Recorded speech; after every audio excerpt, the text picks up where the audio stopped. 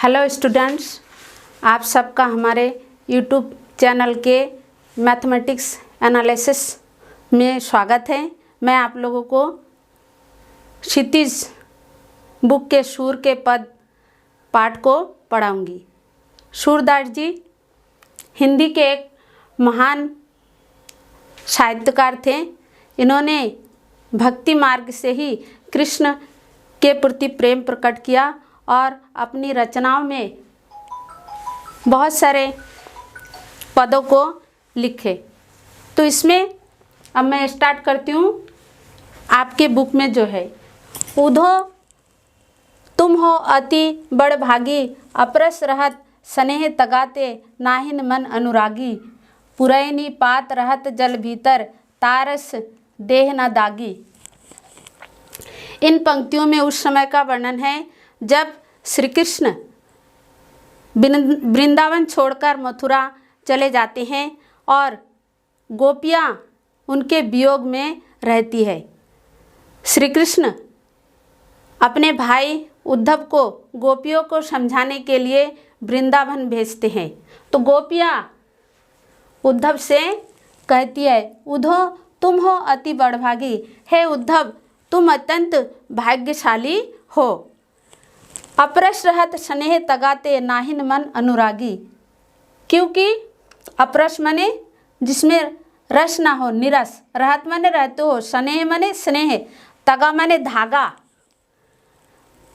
कहने का आशय यह है कि हे उद्धव तुम श्री कृष्ण के प्रेम के धागे से बंधे नहीं हो और तुम में कोई आसक्त, मतलब तुम प्रेम में आसक्त नहीं हो। नाहिन मन अनुरागी, और तुम्हारे मन में कोई प्रेम नहीं है। पुरैनी पात रहत जल भीतर, तारस देह ना दागी। पुरैनी माने कमल, पात माने पत्ता, रहत माने रहते हैं, जल भीतर माने जल के भीतर। जिस प्रकार से कमल का पत्ता जल में रहते हुए भी तारस देह ना दागी, उसके शरीर में एक बूंद भी पानी नहीं ठहरता है, उसी प्रकार तुम कृष्ण के पास रहते हुए भी कृष्ण के प्रेम में आसक्त नहीं हो, अर्थात तुम में कोई प्रेम नहीं है। जो जल माह तेल की गागरी, बूंद न ताको लागी। अब जो है गोपिया पुनः उद्धव से कहती है कि जो जल माह तेल की गागरी, जिस प्रकार से कोई घड़ा आपने देखा होगा और उसमें अगर तेल रखा होता है तो एकदम चिकना हो जाता है, उस पर पानी की एक बूंद भी नहीं ठहरती है। उसी प्रकार से जो जल माह तेल की गागरी, जिस प्रकार से तेल की गगरी को यदि पानी में डुबा दिया जाता है, बूंद ना ताको लागी, उसमें एक बूंद पानी भी नहीं ठहरता है। प्रीति नदी में पाव ना बोरेओ, दृष्टि ना रूप परागी। प्रीति माने प्रेम, प्रेम की नदी में पाव ना बोरे हो, तुमने प्यार को नहीं डुबोया है। अर्थात गोपियाँ कहती हैं कि हे उद्धव तुम कृष्ण के पास रहते हुए भी प्रेम की नदी में, उनके प्रेम की नदी में अपने प्यारों को नहीं डुबाया है। दृष्टि ना रूप परागी, और तुमने श्री कृष्ण के रूप सौंदर्य को भी नहीं देखा है। सूरदास अबला हम भोरी, गुर चाटी ज्यो पागी। सूरदास जी की अबला गोपिया कहती है कि हम गोपिया भोली भाली है और कृष्ण के प्रेम की मिठास में उस प्रकार से लिप्त हैं जैसे गुड़ चाटी ज्यो पागी। गुड़ से चींटियाँ चिपक जाती है और वे मरते दम तक भी उस गुड़ को नहीं त्यागती है। उसी प्रकार हम भी कृष्ण के प्रेम में लिप्त है। अगर हम मर भी जाएंगे तो हम कृष्ण को नहीं छोड़ सकते हैं। गोपियाँ पुनः उद्धव को उलाहना देती हुई कहती हैं कि मन की मन ही माज रही, कहिए जाए कौन पे उधो, ना ही परत कहीं। अवधि आधार आ सावन की, तन मन बिथा सही।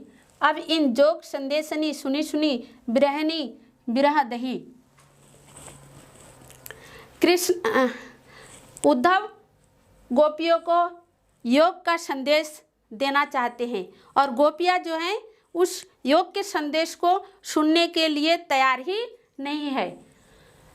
तो इस पर उद्धव जी को गोपियाँ कहती हैं कि हे उद्धव, हमने तो सोचा था कि कृष्ण प्रवास की अवधि को पूरा करके हमारे पास लौट आएंगे और हम मन की व्यथा को दूर करेंगे, लेकिन ये बात हमारे मन की बात मन में ही रह गई है, क्योंकि तुम जो है हमारे लिए योग का संदेश लाए हो, कृष्ण लौट के नहीं आए हैं।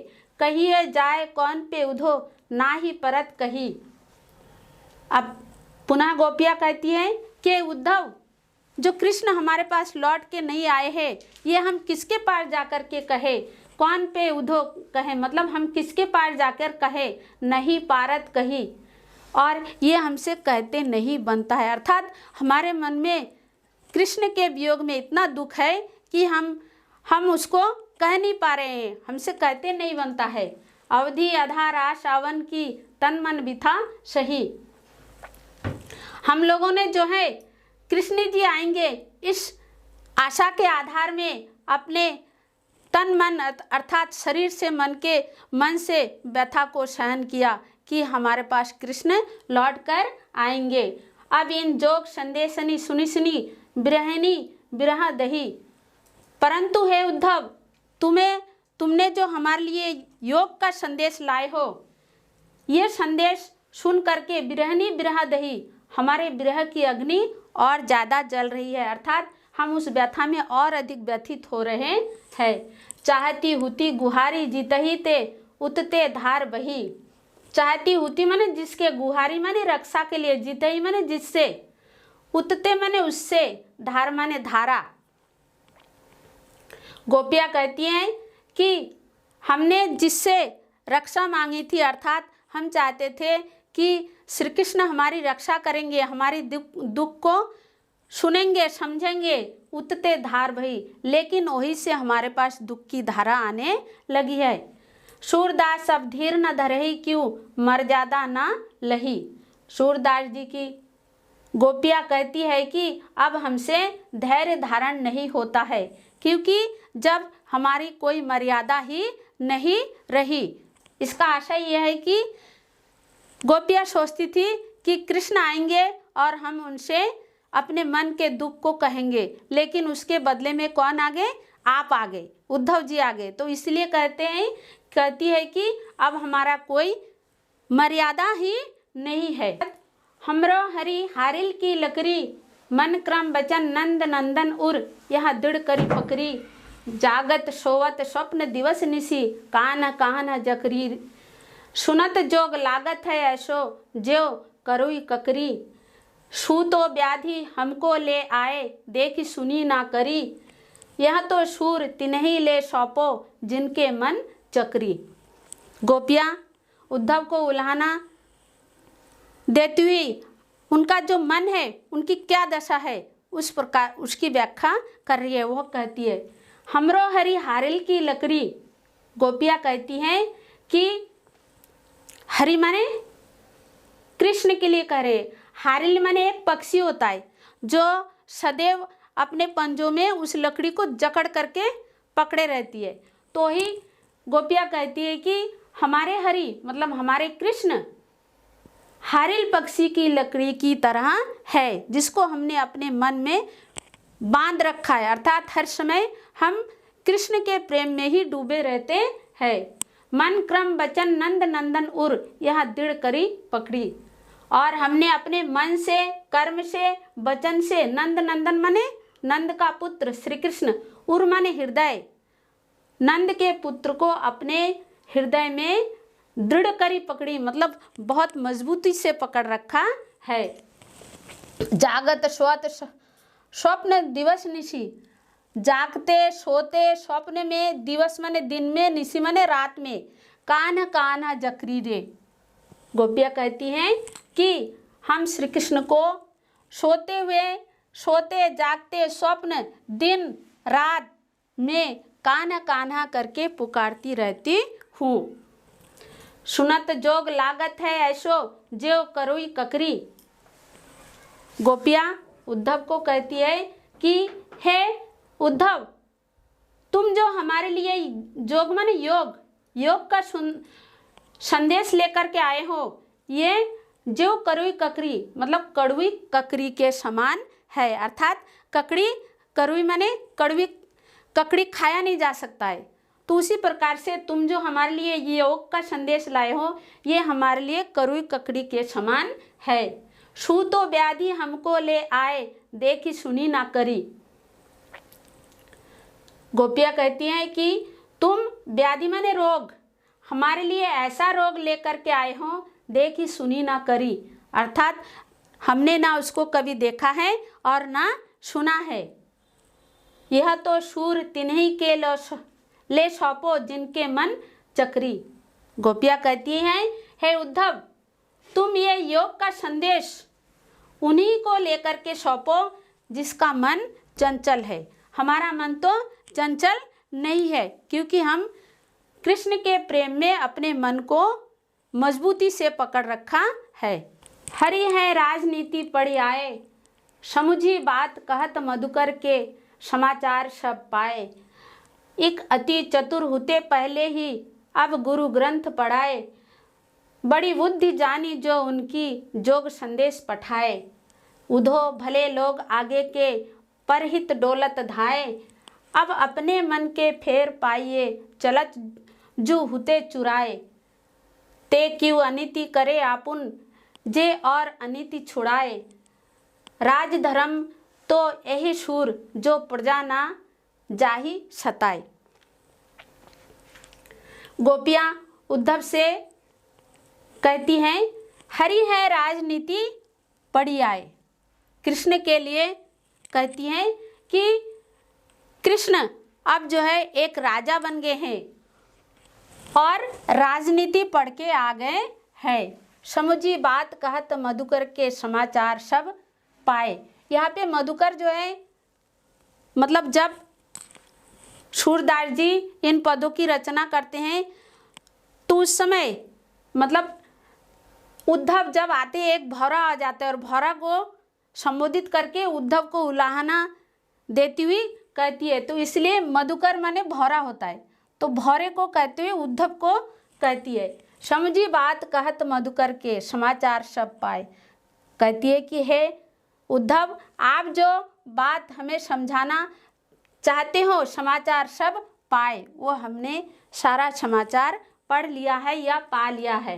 एक अति चतुर होते पहले ही, अब गुरु ग्रंथ पढ़ाए। वे श्री कृष्ण को कहती है कि एक अति चतुर होते पहले ही, एक तो श्री कृष्ण पहले ही बहुत चतुर थे, अब गुरु ग्रंथ पढ़ाए। अब उन्होंने बहुत बड़े बड़े ग्रंथों को पढ़कर और अधिक चतुर हो गए हैं। बड़ी बुद्धि जानी जो उनकी, जोग संदेश पठाए।